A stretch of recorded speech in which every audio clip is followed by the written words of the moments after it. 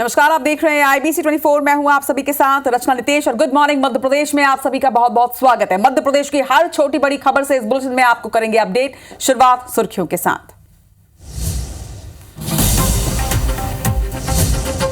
पीतमपुर में जहरीला कचरा जलाने का विरोध जारी, लोगों ने पुलिस पर किया पथराव, चक्का जाम खुलवाने के दौरान हुआ हंगामा।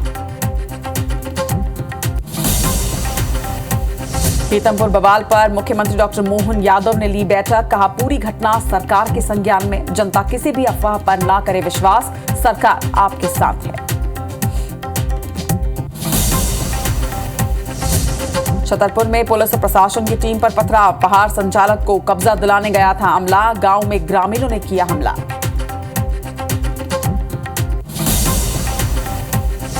विदिशा में चाकूबाजी के आरोपियों का निकाला गया जुलूस, 6 आरोपियों ने 3 लोगों पर किया था हमला, 1 जनवरी को हुआ था विवाद।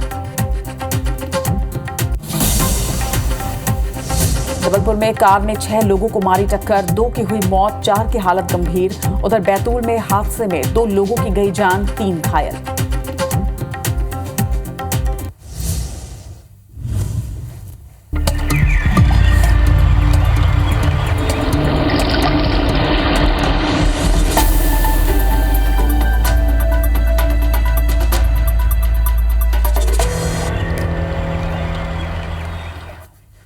और गुड मॉर्निंग मध्य प्रदेश में सबसे पहले मध्य प्रदेश के उस जगह की बात करेंगे जहां पर लगातार बवाल मचा हुआ है। जी हां, पीतमपुर के धन्नर में कल रात एक बार फिर से पथराव की घटना हुई, जहां चक्का जाम के लोगों ने पुलिस पर ही पथराव कर दिया। दरअसल पुलिस यहां पर जाम खुलवाने के लिए पहुंची थी। विरोध प्रदर्शन के बीच यहां पर लोगों ने चक्का जाम कर रखा था, इसे ही खुलवाने की कोशिश करने पुलिस यहां पर पहुंची। बड़ी संख्या में पुलिस बल जब यहां पर पहुंची तो लोगों ने पुलिस वालों पर ही पथराव कर दिया, उन पर हमला किया। हालांकि बाद में समझाइश लोगों को दी गई और उसके बाद यहां से यातायात फिर से एक बार शुरू हो पाया। लेकिन देर रात जिस तरह से यहां पर जो तनावपूर्ण स्थिति थी उसे पुलिस ने समझाइश देकर खुलवाया है। पुलिस जाम खुलवाने की कोशिश जब कर रही थी उस वक्त लोगों ने पुलिस पर ही हमला कर दिया। इस हमले में कुछ पुलिस वाले घायल भी हुए हैं। पीतमपुर के धन्नर में पथराव की घटना हुई है, एक बार फिर से पथराव यहां पर लोगों ने किया और इस बार पुलिस की टीम पर यह पथराव किया गया है। बताया जा रहा है कि चक्का जाम के लोगों को जब समझाने के लिए पुलिस यहां पर पहुंची तो यहां लोगों ने पुलिस पर ही हमला कर दिया। यूनियन कार्बाइड के कचरे को जलाने के विरोध में लगातार क्षेत्रवासी प्रदर्शन कर रहे हैं। कल सुबह भी जिस तरह की तनावपूर्ण स्थिति थी, 2 लोगों ने आत्मदाह का प्रयास किया था, जिसके बाद कल देर शाम चक्का जाम यहां पर कर दिया गया। चक्का जाम खुलवाने के लिए जब पुलिस यहां पर पहुंची तो पुलिस पर ही पथराव हुआ है।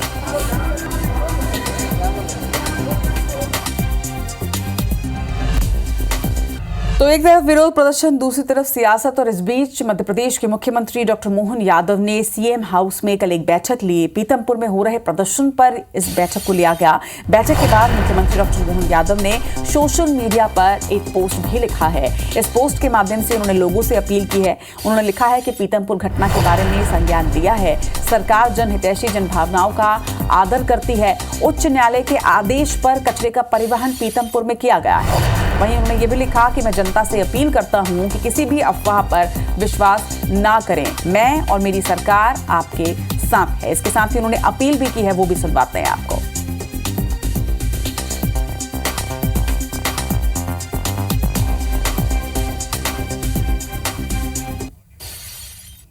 यूनियन कार्बाइड का कचरा माननीय न्यायालय के निर्देश पर ही हमने पीतमपुर सेंटर पे पहुंचाने का उनका आदेश का परिपालन किया है। मेरा जनता से निवेदन है कि जनता के साथ सरकार पूरी जनता के साथ खड़ी है। जनता के किसी प्रकार का कोई अहित हो ये हम बिल्कुल बर्दाश्त नहीं करेंगे।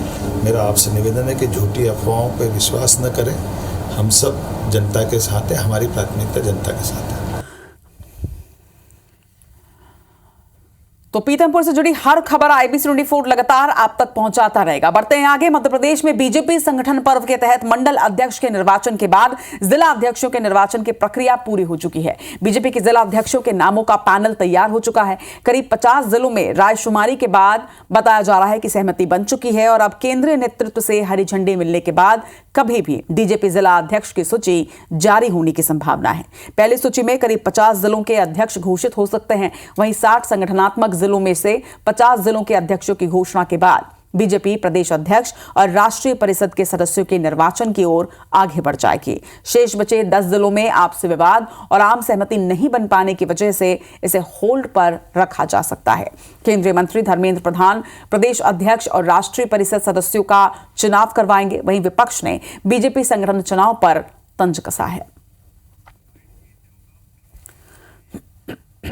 अब जिला अध्यक्षों की नियुक्तियां हो रही हैं तो बड़े बड़े दिग्गज नेता भाजपा के, चाहे वो सिंधिया जी हों, नरेंद्र सिंह तोमर जी हों, एक एक जिला अध्यक्ष के लिए मशक्कतें कर रहे हैं और भारतीय जनता पार्टी की प्रदेश मुख्यालय पर ढोक लगा रहे हैं, रायशुमारी की कोशिश कर रहे हैं। सच बात ये है कि इनका देश को कार्यकर्ता इनसे बहुत दूर जा चुका है। जो संगठन पर्व की प्रक्रिया है वो जिले की लगभग पूर्णता की ओर है और वो शीघ्र ही निर्वाचन में जो नाम तय हुए हैं उनकी घोषणा हो जाएगी। खबर जबलपुर से आपको बता दें, जहां पर कार चालक ने 6 लोगों को टक्कर मार दी है। बताया जा रहा है कि इस टक्कर में एक महिला समेत 2 लोगों की मौत हो गई है, वहीं 4 की हालत गंभीर है। घटनास्थल की तस्वीर भी आप देखिए। कार चालक को फिलहाल पुलिस ने गिरफ्तार कर लिया है। बताया गया है कि जबलपुर के विजयनगर थाना क्षेत्र के SBI चौक में ये घटना घटी, जब एक कार ने 6 लोगों को अपनी चपेट में ले लिया। एक महिला समेत 2 लोगों की मौके पर मौत हो गई, वहीं 4 लोग गंभीर रूप से घायल हैं, जिन्हें अस्पताल भेजा गया है। फिलहाल कार चालक को पुलिस ने अपनी गिरफ्त में ले लिया। भीड़ भाड़ वाली इस सड़क में तेज रफ्तार से आती इस कार ने 6 लोगों को अपनी चपेट में लिया है। कार चालक की गिरफ्तारी हो चुकी है, लेकिन इस दर्दनाक हादसे में 2 लोगों की मौत और 4 लोग गंभीर बने हुए हैं।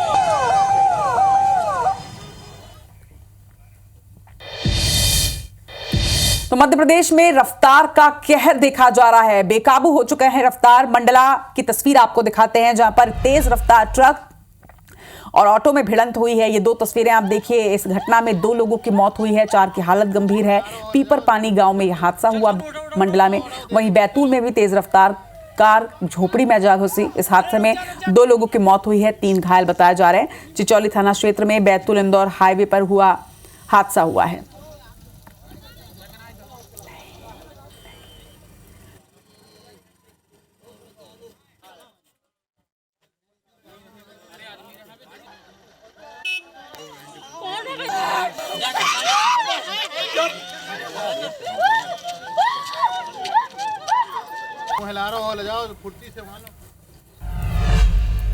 दुर्घटनाओं की ये 3 खबरें दिखाने के साथ ही IBC 24 आप सभी से ये निवेदन करता है कि आप एक नियंत्रित स्पीड में ही गाड़ी चलाएं।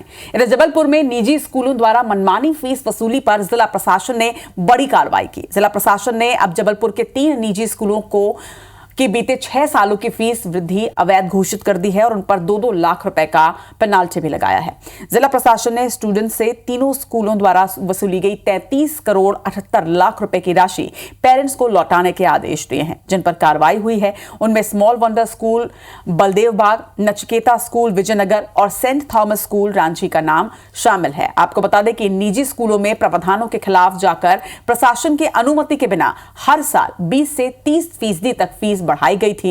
इन स्कूलों को मिला लिया जाए तो जबलपुर जिला प्रशासन अब तक 28 निजी स्कूलों पर 2-2 लाख रुपए का जुर्माना लगा चुका है और उनकी 219 करोड़ रुपए की फीस वसूली को अवैध घोषित कर पेरेंट्स को राशि लौटाने के निर्देश दिए हैं। स्कूलों की फीस एवं संबंधित विषयों को लेकर जांच लगातार जारी है।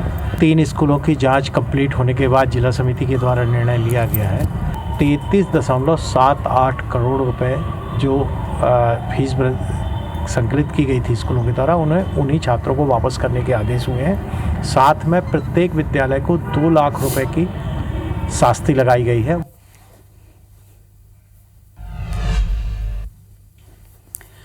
और खबर मुरैना से, जहां बिजली बिल का भुगतान नहीं करने पर 59 बंदूकधारियों के लाइसेंस निलंबित कर दिए गए। दरअसल बिजली कंपनी की अनुशंसा पर कलेक्टर ने ये कार्रवाई की है। इन सभी पर बिजली कंपनी का लाखों रुपया बकाया है। ये लोग जब बिल भरकर कंपनी की NOC लेंगे तब इन्हें इनके शस्त्र लाइसेंस बहाल किए जाएंगे। आपको बता दें कि जिले में बिजली कंपनियों का 1700 करोड़ रुपए बकाया है।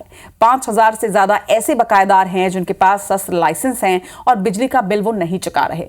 अंबाह क्षेत्र में जहां 1 करोड़ से अधिक बकाये वाले ऐसे सैकड़ों उपभोक्ताओं के बैंक खाते सीज कर दिए गए, जो कि सरकारी नौकरी में होकर भी बिल जमा करने में रुचि नहीं ले रहे। वहीं लाइसेंस निलंबित होने से अब हड़कंप मचा हुआ है।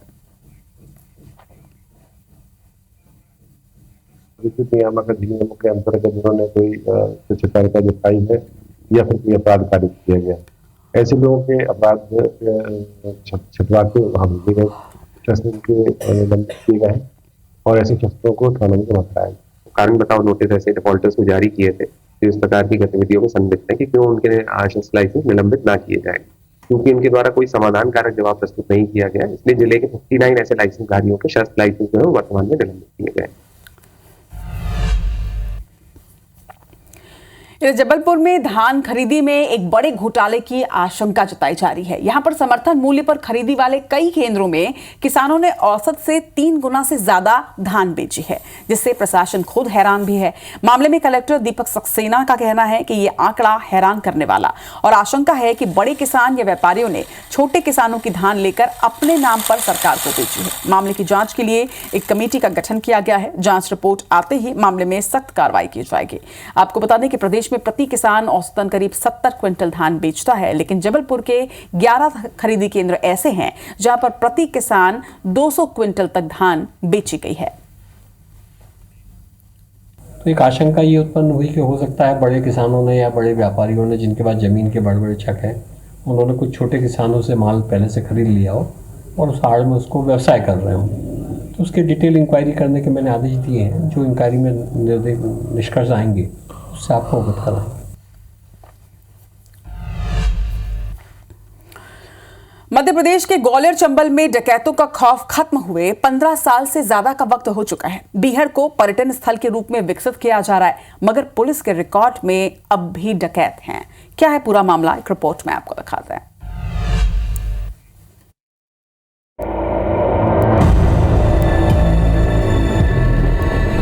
चंबल का नाम तो सुना ही होगा। जी हाँ, ये चंबल की बीहड़ डकैतों के लिए बदनाम रही है। साल 1981 में डकैतों पर लगाम लगाने के लिए एमपी डकैती और व्यपहरण प्रभावित क्षेत्र अधिनियम यहाँ लागू किया गया। कई डकैतों पर 11/13 डकैती अधिनियम की धारा लगाई और कई डकैतों को सलाखों के अंदर भेजा गया। वर्तमान में चंबल की बीहड़ों में डकैत भी नहीं मिलते, ना ही दिखाई देते। या ये कहना भी बिल्कुल उचित होगा कि डकैत चंबल की बीहड़ों से खत्म हो चुके हैं। लेकिन उनको खत्म करने वाली धारा अब भी ग्वालियर, शिवपुरी, भिंड, मुरैना, श्योपुर, दतिया, रीवा और सतना में लागू है और उसका दुरुपयोग हो रहा है। अलग अलग जिलों की पुलिस ने बीते एक साल में करीब 100 डकैत इस धारा के आधार पर पैदा कर दिए।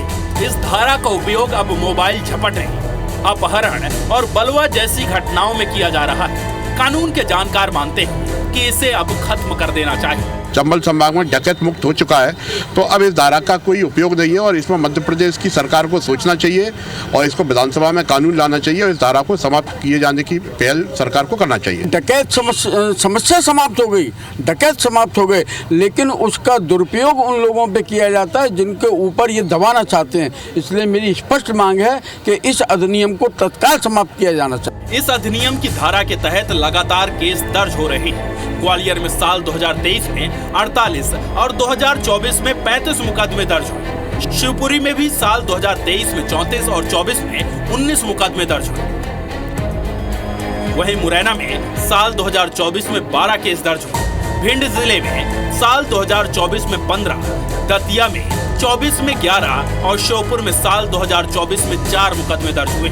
वहीं पुलिस का कहना है कि धारा के तहत अपराध होने पर ही मामले दर्ज होते हैं। चिन्हित गैंग हैं इन पर्टिकुलर एरिया में, वो अब नहीं रह गए हैं और हमारा ये कहना है कि बहुत रेयरेस्ट केसों में ये उपयोग किया जाए जब तक ये लागू है अभी।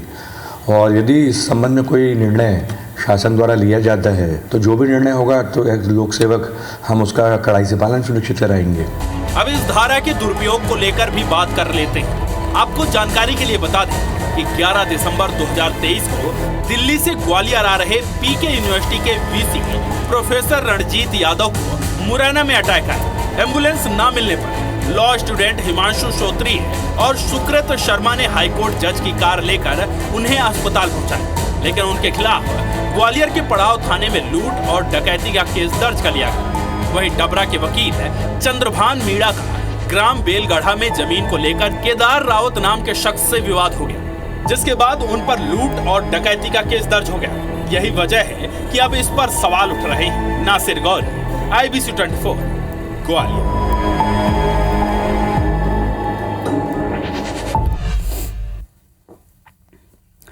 ग्वालियर को जल्द ही एक मेडिकल कॉलेज की सौगात मिलने वाली है। जीवाजी विश्वविद्यालय अपना नया मेडिकल कॉलेज खोलने में जुट चुका है। दरअसल जीवाजी विश्वविद्यालय को मेडिकल कॉलेज खोलने की अनुमति पहले ही मध्य प्रदेश शासन की तरफ से मिल चुकी है। कुलपति डॉक्टर अविनाश तिवारी के मुताबिक उनके पास मेडिकल कॉलेज प्रारंभ करने के लिए पूरा इंफ्रास्ट्रक्चर भी तैयार है। इसके लिए कॉलेज और ग्वालियर मुरार जिला चिकित्सालय के बीच MOU भी साइन हो चुका है। उनके पास 450 बेड का अस्पताल, पर्याप्त हॉस्टल, क्लासरूम आदि भी उपलब्ध है। बस उन्हें स्टाफ की नियुक्ति करनी है और इसके लिए कैबिनेट में मंजूरी मिलनी बाकी रह गई है। मेडिकल यूनिवर्सिटी में हमारा प्रस्ताव कैबिनेट में जाने के लिए तैयार है और बहुत जल्दी कैबिनेट में उसको भेजने वाले हैं। मध्य प्रदेश के हमने माननीय मुख्यमंत्री महोदय ने भी कहा है कि विश्वविद्यालय में भी ये खुलना चाहिए। इंदौर में भी खुल रहा है, उज्जैन में भी खुल रहा है। अगर हेल्थ सर्विसेज अपनी इम्प्रूव करेंगी यूनिवर्सिटी की तरफ से तो उसमें कोई बुराई नहीं है। इधर मंडला में 20 किलोमीटर दूर बबेहा गांव में स्थित गर्म पानी का कुंड कुदरत का करिश्मा ही है, जो कि सर्दियों में भी गर्म पानी देता है। उसी कुंड की ये तस्वीर आप देख रहे हैं।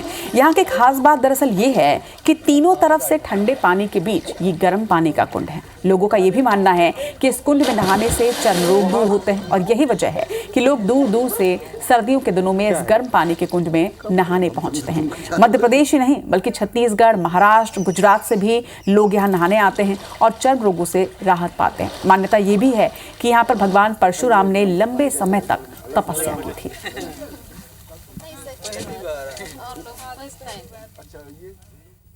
सल्फर गैस और गंधक गैस का कुछ मिश्रण है, शायद उसी की वजह से यहाँ जो शरीर में चर्म रोग होती है वो शायद ठीक हो जाती है। जी, यहाँ पे पानी ये है कि पूरे 12 महीना गर्म रहता है और जितने भी प्रकार के चर्म रोग हैं हम लोगों को पता चला है कि यहाँ पे जो गंधक है सल्फर के कारण जितने भी प्रकार के चर्म रोग हैं वो पूरी तरह से ठीक हो जाते हैं। इस कारण हम लोग भी आज ठंडी के कारण यहाँ पे मज़ा लेने के लिए आए हैं। जी, ये गर्म पानी कुंड है सर। इसमें क्या है, ये कुदरती है, अपने आप ऐसे गर्म पानी निकलते रहता है 12 महीने, चाहे ठंडी हो, बरसात हो, गर्मी हो, गर्म पानी निकलता है इससे। और इस वक्त राजधानी भोपाल से बड़ी खबर आपको बता दें, जहां पर ऑनलाइन गेम में व्यक्ति ने पैसे हारे तो बैंक लूटने की कोशिश की। दरअसल BAMS के छात्र ने बैंक लूटने की पूरी योजना बनाई। पिपलानी के धनलक्ष्मी बैंक में लूट का प्रयास भी किया। पेपर स्प्रे लेकर बैंक लूटने के लिए आरोपी घुसा था। तस्वीरें आप देखिए, युवक की बैंक कर्मचारी की आंखों में स्प्रे भी डाला गया। पिपलानी पुलिस ने फिलहाल आरोपी युवक को गिरफ्तार कर लिया है। CCTV फुटेज भी सामने आया है। बैंक के अंदर का ये फुटेज आप देख रहे हैं। मास्क लगा के युवक यहाँ पहुंचा और उसके बाद किस तरह से उसने स्प्रे डाला ये भी आप देख पा रहे हैं। फिलहाल युवक की गिरफ्तारी हो चुकी है। हरप्रीत कौर हमारी संवाददाता हमारे साथ जुड़ रही हैं। हरप्रीत, प्रयास जरूर किया लूटने का लेकिन सक्सेस नहीं हो पाया, और क्या जानकारी निकल कर आई है पूछताछ में आरोपी से? देखिए, ये नौसिखिया लुटेरा था। BAMS 3rd ईयर का ये छात्र है। उज्जैन का रहने वाला संजय कुमार मालवीय है और बताया जा रहा है कि ऑनलाइन गेमिंग में ये काफी पैसा हार गया। इसी की भरपाई करने इसने प्लान बनाया कि ये पिपलानी इलाके का धनलक्ष्मी बैंक लूटेगा और जो पैसा मिलेगा उससे ये कर्जा चुकाएगा और इसके साथ ही अपनी फीस भरेगा। लेकिन ये यहाँ पे लगातार रैकी करने पहुंचता रहा। यहाँ इसने अपना सही नाम बताया और बैंक खाता खुलवाने की कोशिश की। इस दौरान ये रैकी करता रहा। यहाँ पर जब उसका खाता भी नहीं खुला तो कल देर शाम ये पहुंचा बैंक में और मास्क इसने लगा रखा था। इसने मिर्ची का जो स्प्रे था वो वहां के कर्मचारियों के चेहरे पर किया, लेकिन ये बैंक लूट पाता ये नहीं सफल हो पाया और मौके पर जो स्टाफ मौजूद था उसकी तत्परता के चलते इसको वहां से भागना पड़ा। CCTV फुटेज, इसका हाव भाव, इसके साथ ही लगातार ये जो रैकी करने पहुंचता था वो CCTV फुटेज पुलिस को मिले, जिसके 2 घंटे बाद ही पुलिस ने इसे गिरफ्तार कर लिया। इसने बताया कि इसके ऊपर बहुत कर्ज हो गया था और इसने बैंक लूटने की इस घटना को अंजाम देने की योजना वो बनाई, लेकिन ये पकड़ा गया। जी, तमाम जानकारी के लिए शुक्रिया आपका हरप्रीत।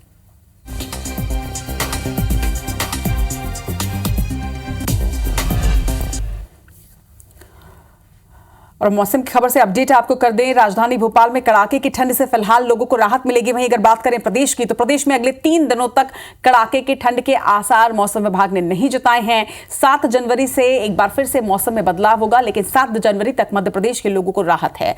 बर्फीली हवाओं की वजह से ठंड बढ़ने का अनुमान मौसम विभाग ने 7 जनवरी के बाद जताया है। भोपाल में न्यूनतम तापमान फिलहाल 7 डिग्री तक पहुंच रहा है, लेकिन फिलहाल ठंड से थोड़ी राहत जरूर है मध्य प्रदेश वासियों को। भोपाल में न्यूनतम तापमान 7 डिग्री तक जा रहा है, लेकिन कहा जा रहा है कि 7 जनवरी के बाद मौसम खुलने के बाद ठंड में इजाफा हो सकता है और तापमान में गिरावट के आसार मौसम विभाग ने जताए हैं। तो प्रदेश में अगले 3 दिनों तक के लोगों को राहत मिलेगी। 7 जनवरी से एक बार फिर से मौसम में बदलाव होगा। बर्फीली हवाओं के असर से ठंड बढ़ेगी।